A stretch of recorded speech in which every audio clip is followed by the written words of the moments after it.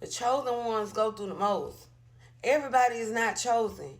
Many are called, but only few are chosen.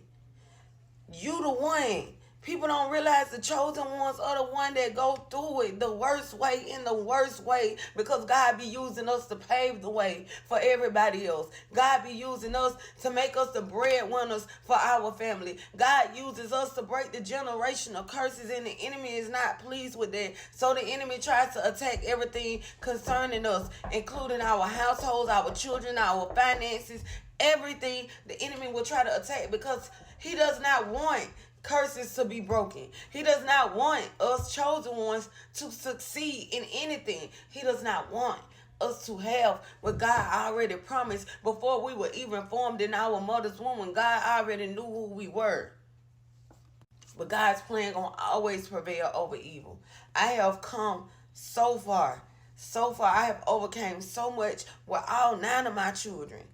I have done what most wouldn't do with so many children, just to obey what God instructed me to do concerning his kingdom. Because he says, seek first my kingdom and my righteousness, and everything else will be added to you. I have been persecuted. I have been criticized. I have been talked about. It felt like knives were stabbing me in my back in every area of my body by people, because the words cut real deep. When people say sticks and stones may break your bones, but words will never hurt you, they told a lie. Words cut deep.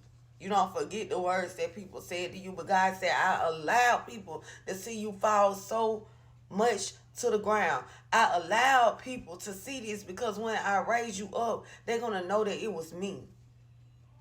I allowed your story to be the way it is because I knew that you could overcome everything that was thrown at you. God already knew. God already knew. I mean, my kids have been through a lot. A whole lot. We have stayed outside before. I ain't ashamed. Because this was a part of my journey that I chose to partake in when I accepted Jesus as my Lord and Savior and accepted everything that comes with him. I didn't know when God moved me from one state 16 hours away to a new one that I am not familiar with, that I didn't know nobody in, that I was going to have to go through the things that I went through. But that's what faith is. That's what faith is. And God is the author and the finisher of our faith. So God have rooted me and my children in his nice home.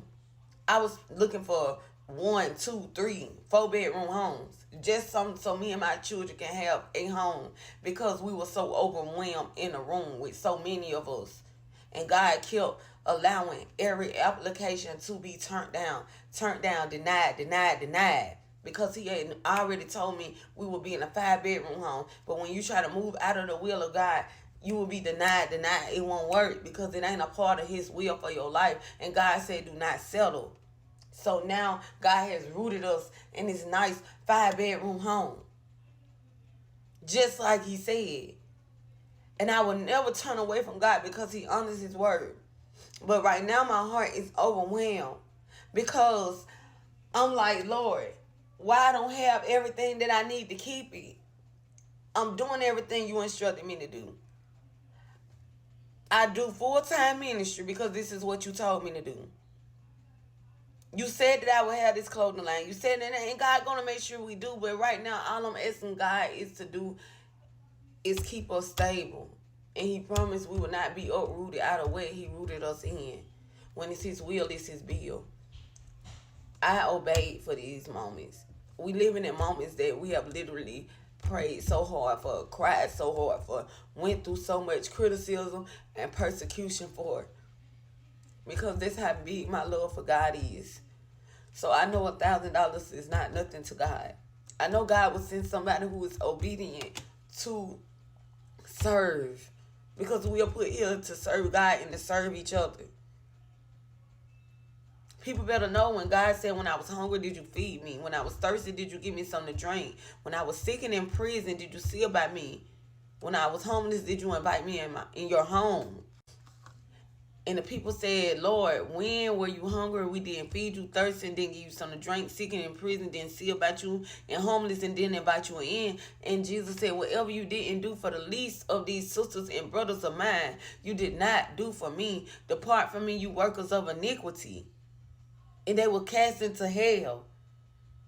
God is very serious about what we're supposed to do concerning his will, about what we are supposed to do for the widows, for the fatherless, for those that are in need.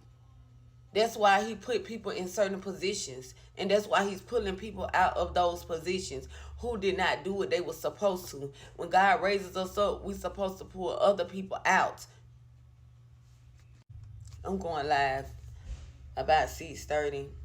I stopped coming on this account like that because it was so much envy and hate that came from this account. I'm not saying everybody, but it was a lot of it.